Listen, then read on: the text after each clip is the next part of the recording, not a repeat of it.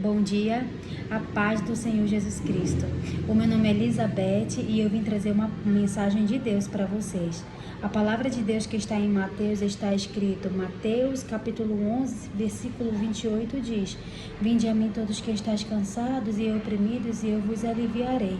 Tomai sobre vós o meu jugo e aprendei de mim, porque sou manso e humilde de coração, e encontrareis descanso para as vossas almas. Então a palavra de Deus diz aqui, porque o meu jugo é suave e o meu fardo é leve.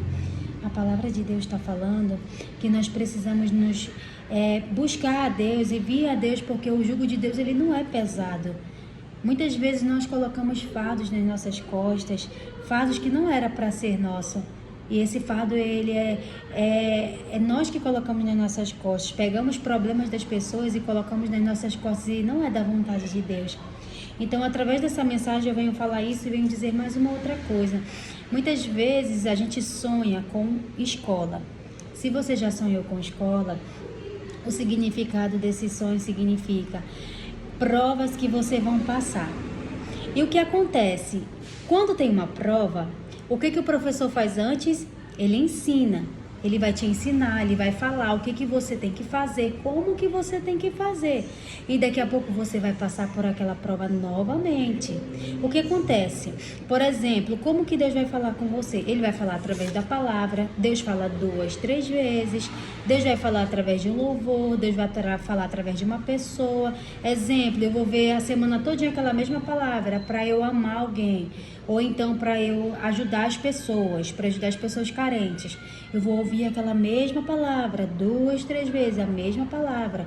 E aí eu vou entender que Deus está falando comigo. Mas o que acontece? Quando aparece uma pessoa carente na minha frente, eu não quero ajudar, porque eu esqueço que foi Deus quem falou comigo. Aí o que acontece? Tem gente que fica muito tempo no deserto e chora e não sabe mais o que fazer e só reclama e só murmura e não agradece, porque acha que o deserto que é ingratidão, que Deus esqueceu daquela pessoa, mas Deus não esqueceu, é porque Deus está ensinando, está falando, não faça. Aí a pessoa vai lá e faz. Então Deus ensina, não faça isso. A pessoa, na hora de passar pela prova, ela faz. Ela vai lá, não ajuda o próximo. Por exemplo, se você está passando no deserto do seu casamento, muita briga, Deus fala, seja uma mulher submissa. Você vai lá e passa e acaba brigando com o seu marido, querendo ter autoridade sobre o seu marido. Você está passando, reprovando o deserto. Deserto de finança, a mesma coisa. Então Deus, ele sempre vai falar antes, 2, 3 vezes. O que ele quiser falar, ele vai falar. E quando for na prova, a gente tem que ter esse discernimento. E por isso que a gente tem que pedir todo dia, Deus me dá discernimento espiritual.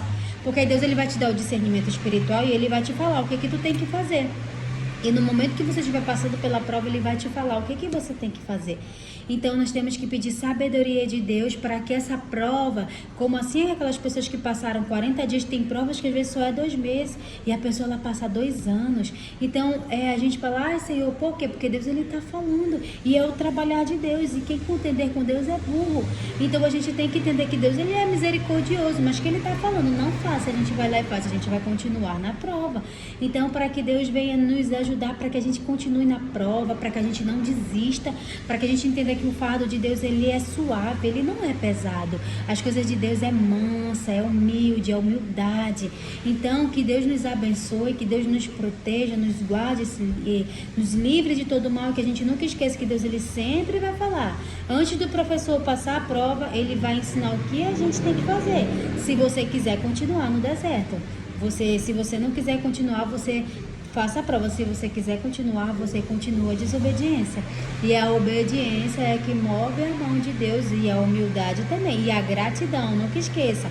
Seja grato no deserto, seja grato. Isso é a chave principal. Seja grato, agradeça. Está dando tudo errado, agradeça, confie em Deus. E Deus está no controle de todas as coisas. Que Deus abençoe.